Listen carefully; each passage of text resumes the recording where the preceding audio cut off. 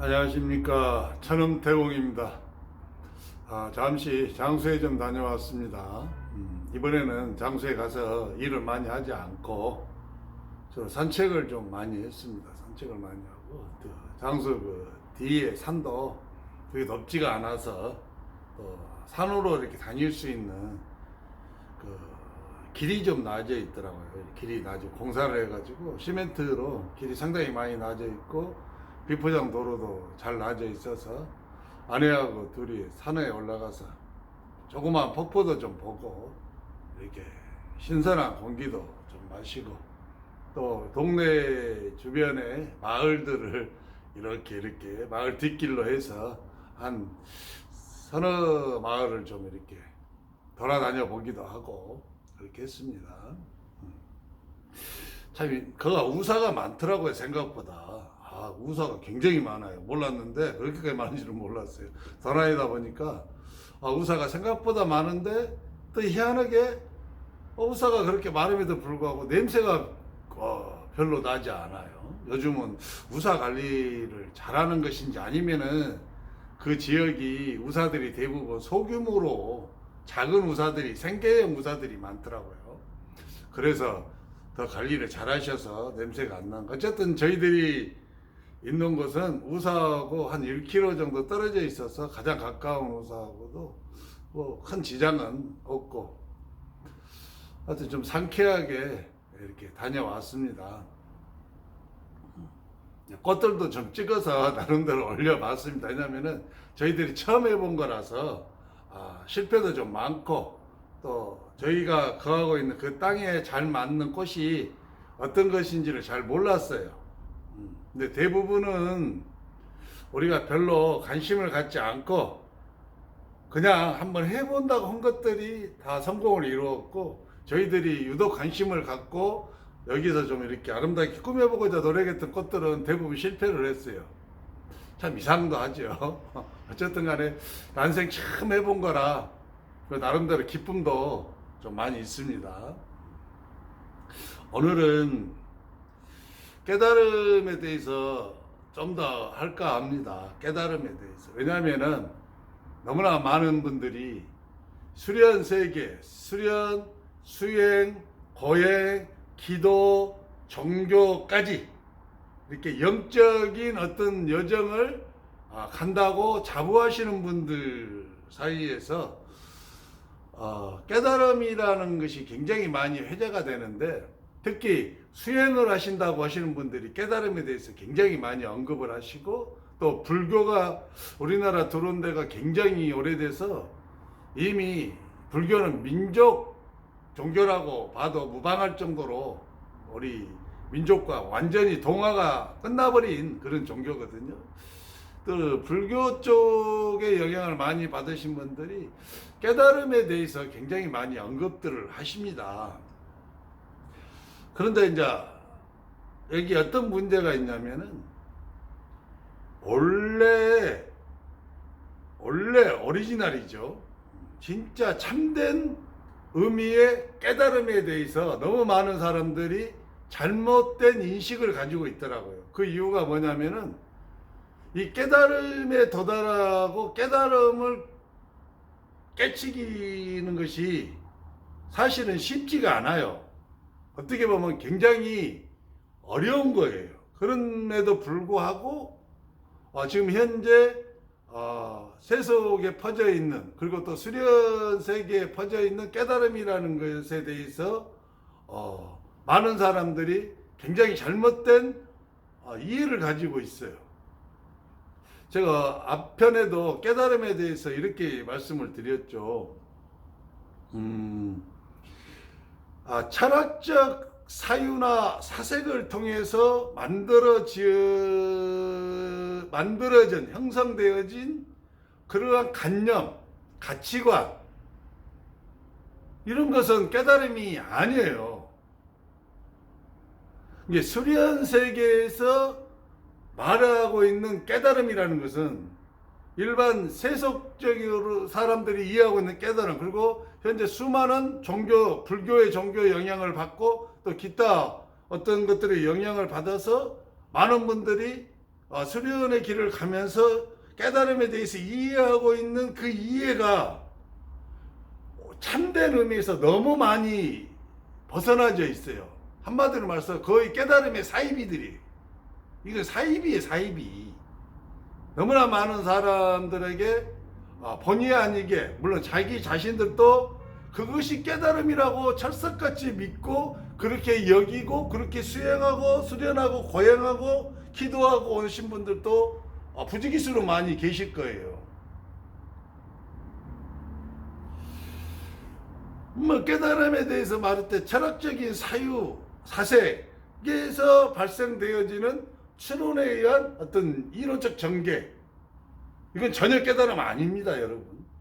그 다음에 자기가 삶 속에서 경험되어지고 체험되어져서 자기의 마음이 뭔가를 이렇게 충격에 의해서 마음이 어떤 큰 변화를 얻는 거, 많은 분들이 이것이 깨달음인 줄 알아. 이것이 참된 깨달음이라고 여기시더라고요.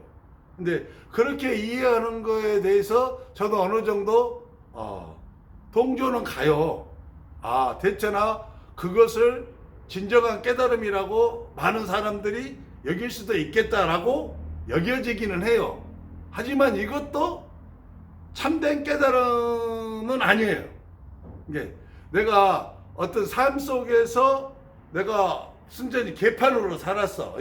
마구잡이식으로 막 살고 내 자신의 이익만을 위해서 타인의 피눈물을 막 흘리게 하고 그랬는데 자기가 무언가의 어떤 큰 사건에 휘말리면서 자기도 똑같게 그런 피눈물을 흘려보고 집합해보고 경험해 보니까 이것은 아니구나. 이것은 이 사람으로서 살아가야 될 길이 아니구나. 이렇게 인생을 살아서는 안 되겠다.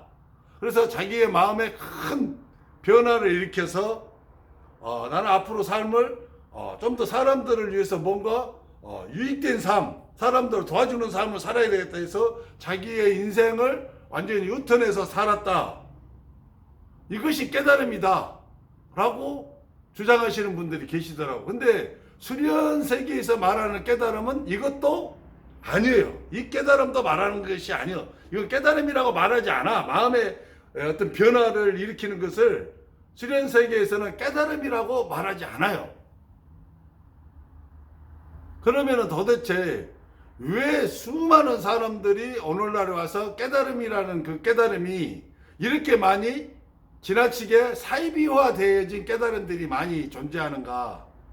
그 원인에 대해서 간단하죠?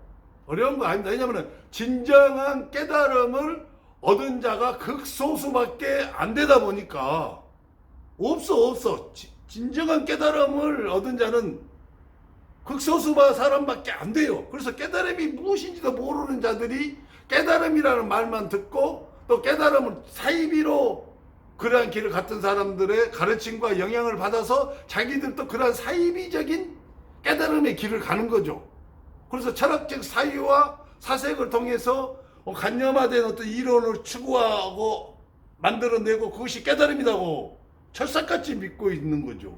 어떤 사람은 뭐 수행을 하거나 고행을 하거나 수련을 하거나 종교생활을 하거나 기도를 할 때 자기 마음에서 심히 변화가 일어나서 자기의 삶이 행동이 바뀌어지는 어떤 양상이 되어진 거, 이러한 것을 진정한 깨달음이라고 붙잡고 여기고 그렇게 믿고 그렇게 가는 분들도 많이 계시죠. 근데 이건 아니라고 그랬잖아요. 진정한 깨달음을 이걸 말하는 게 아니다라고. 그러니까 진정한 깨달음을 얻은 자가 없어요. 없다 보니까 자꾸 우리의 위에 선배된 스승들이 자꾸 뭘 만들어내요? 유사 깨달음을 만들어내. 유사 비슷한 깨달음을 만들어내다 보니까 그 다음 후대의 또 제자는 그보다 더 유사한 길로 옆길로 빠지는 거죠. 이게 세월이 가면 갈수록 자꾸 옆길로 빠지는 거예요. 옆길로. 그러다 보니까 오랜 세월이 지나면 어떻게 돼요? 완전 사이비적인 깨달음인데도 불구하고 그 사이비적인 깨달음이 진짜 깨달음이라고 후대 사람은 그것이 진리라고 찰싹같이 믿어버리게 되는 것이죠. 왜? 자기 선배의 스승의 그 스승들도 계속 그렇게 해왔으니까. 여러분, 가장 쉽게 제가 설명을 해드릴게요. 제가 수련자잖아요. 수련자에게 있어서 깨달음이라는 것은 이런 것입니다. 이것이 진짜 깨달음이에요. 제가 만트라 수련자잖아요. 만트라 수련자예요. 근데 내가 천음을 발공하는 만트라 수련자예요. 기존의 일반적인 만트라 수련자하고 확연하게 구분되어지는 만트라 수련자입니다. 그렇다면 나는 천음에 대해서 알아야 돼요. 그렇죠? 내가 천음에 대해서 알고 있어야 돼. 여기서 알고 있다. 이것이 바로 우리가 흔히 말하는 암이야, 암. 수련 세계에서 많이 수련자들이 쓰는 암. 근데 이 암이 깨달음이에요. 그렇다면 나는 그 천음을 깨달은 자가 되어야만 되는 거죠. 이제 어떤 자가 깨달은 거냐면은 나는 그 천음에 대해서 내가 직접 이 영청이 열려서 천음의 소리들을 내가 다 들었어요. 1단계부터 7단계까지 다 듣고 실제로 내가 그 천음 1단계부터 7단계의 천음의 에너지를 몸으로 다 받아들여서 내 안에서 공력으로 만들어서 내가 7단계까지 실제로 다 발공을 했어. 그러므로 나는 천음에 대해서 아는 자예요. 암이야, 암. 나는 천음에 대해서 알았어. 즉 다른 말로 하면 나는 천음에 대해서 깨달은 자예요. 왜? 내가 천음에 대해서 다 알잖아. 직접 소리를 들었고 그 에너지를 내가 몸으로 다 체험을 했고 그 이후에 그 체험한 그 천음이라는 에너지를 내가 다 발공을 했고 그 발공의 힘에 의해서 실제로 신성한 힘이 나타나고 증명되어졌고 그리고 나는 이제 온전하게 천음에 대해서 깨달은 자예요. 근데 내가 좀 더 쉽게 제가 한번 설명해 볼게요. 내가 사자후음을 만트라 사자후음을 깨달은 자라 하는 의미가 뭐냐면 내가 사자후음을 실제로 발공하는 사람이어야 돼. 그래야 내가 비로소 사자후음을 알고 있는 거야. 근데 내가 어디서 유튜브를 보니까 어떤 사람들이 나와서 막 사자후음에 대해서 이야기를 해. 사자후음은 이런 것이다. 이야, 어때? 이 지상에 있는 호랑이나 사자와 같이 가장 맹수 중에 가장 무덤을 느껴진 그러한 맹수의 울음소리와도 같은 것이다. 비슷한 것이다. 왜냐하면 사자호음을 발공할 때 그 맹수보다 아랫단계의 짐승들은 사자나 호랑이가 한번 울으면 그 울음소리를 듣게 되면 사지가 발발발 떨리니까 그 안에 있는 짐승의 영혼들이 발발발 떨어. 그 정도로 무서운 것이죠. 또 어떤 분은 그렇게 말하죠. 어떤 분은 폭포수에서 폭포가 팍 쏟아질 때 나는 그러한 소리가 바로 사자음 내지는 대사자음이다. 이렇게 말씀을 하시거든요. 그러면 자기가 유튜브로 그걸 들었어.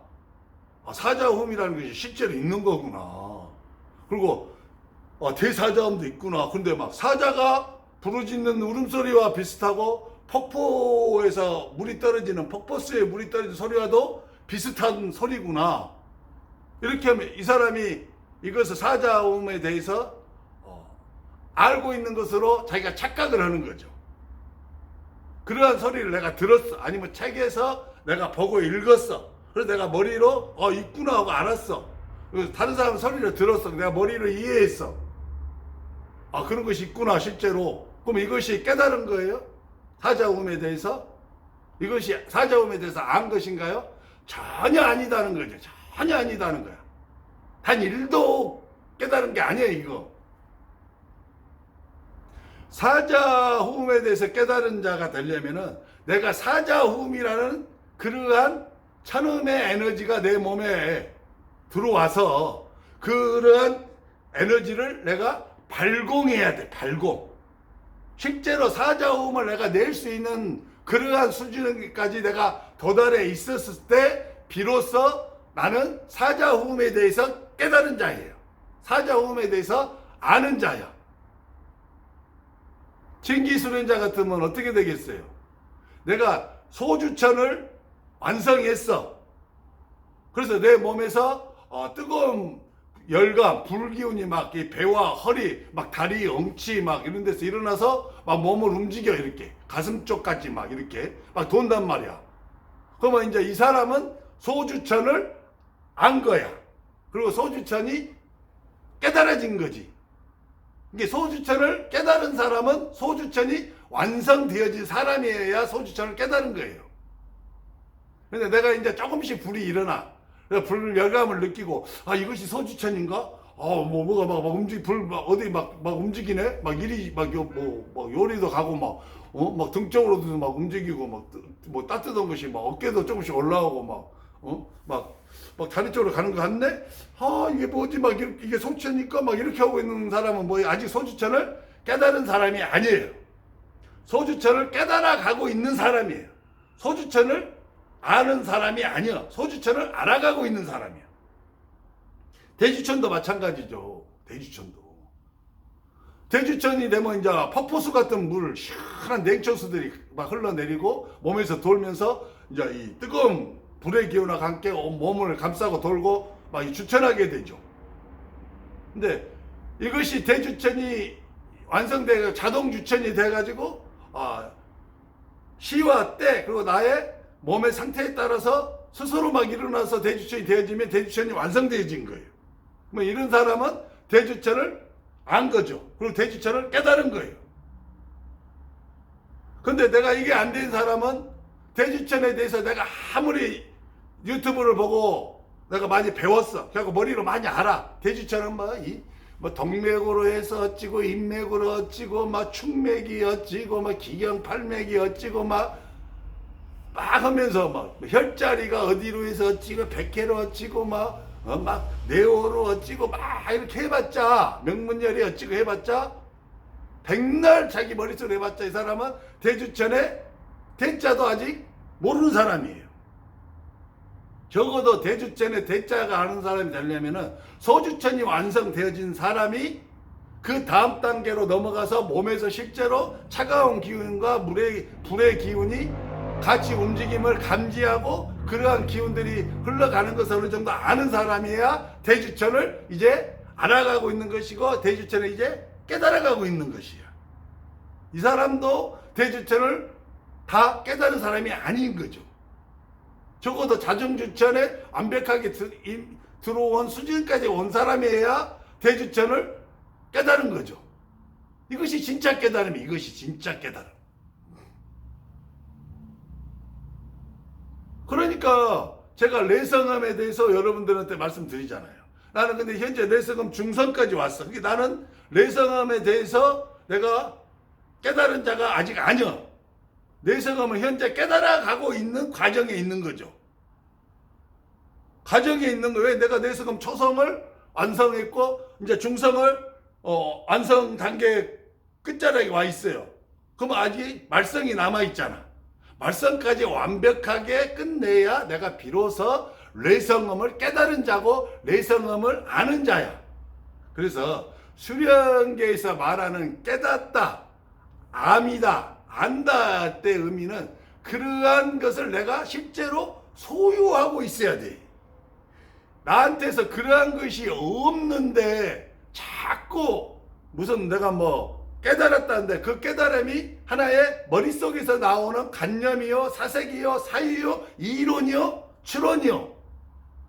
이러면은 수련세계에서 말하는 깨달음은 아니야. 이것은 보통의 인간들도 누구나 그쪽에 관심을 갖고 공부하고 지식을 자꾸 머릿속에 넣고 오면 충분히 추론으로 가능한 것들이거든.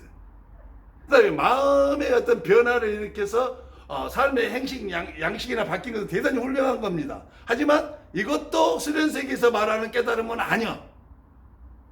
불교에서는 이것이 엄청난 깨달음이요, 머리로 하는 것은 엄청난 깨달음인 것처럼 말하죠. 그건 단지 철학이요, 이 인생의 경험에 의한 것이거든.